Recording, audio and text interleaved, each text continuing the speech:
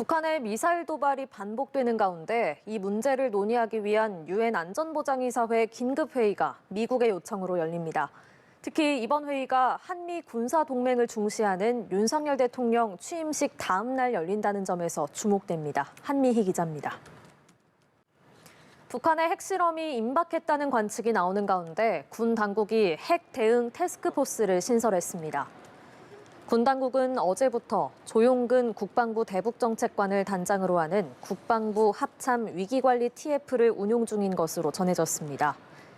이는 핵실험이 임박한 현재 분위기는 물론 북한이 실제 감행했을 때 초기 상황을 관리하기 위한 차원으로 보입니다. TF에는 국방부와 합참의 주요 보직자들이 참여한 것으로 알려졌습니다. 러시아가 2차 세계대전 종전기념일을 맞아 모스크바 붉은 광장에서 개최한 열병식에서 악천후를 이유로 공군 공중 퍼레이드를 막판에 취소하면서 그 배경을 놓고 의문이 제기되고 있습니다. 날씨에 문제가 없었다는데 예행 연습까지 한 퍼레이드를 취소한 이유는 뭘까요? 박진형 기자의 보도입니다.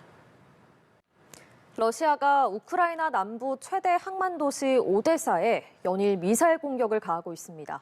우크라이나의 남부 해안선 완전 장악을 노리는 것으로 보이는데요. 오데사를 깜짝 방문한 EU 상임의장이 긴급 대피하는 일도 있었습니다. 이봉석 기자입니다. 러시아군이 극초음속 미사일로 우크라이나 남부 항구 도시인 오데사의 호텔과 쇼핑몰 등 관광시설을 타격했다고 CNN 방송이 보도했습니다.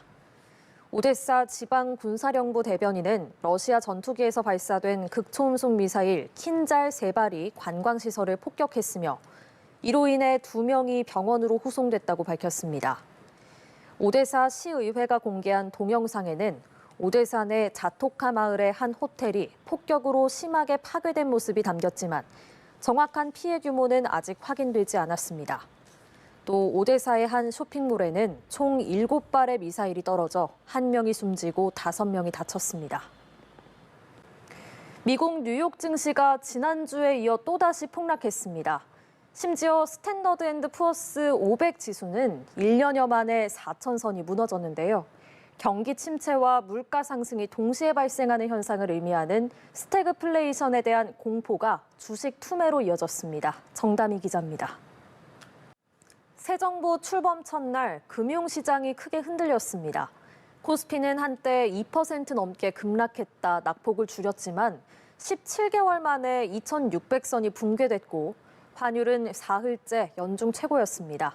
금리 인상과 통화 긴축에 대한 걱정이 투자 심리를 짓눌렀다는 분석이 나옵니다. 이은정 기자입니다. 최근 시중금리 급등으로 서민들의 대출 이자 부담이 급증하자 새 정부가 서민의 고금리, 변동금리 주택담보대출을 저금리, 고정금리로 바꿔주는 정책을 추진합니다. 기획재정부, 금융위원회 등에 따르면 새 정부는 이런 내용의 프로그램을 2차 추가경정 예산 사업 중 하나로 준비하고 있습니다. 다만 서민 지원이란 정책 목표상 관련 상품이 출시될 경우 대출 대상을 소득과 자산이 일정 수준 이하인 경우로 제한할 전망입니다.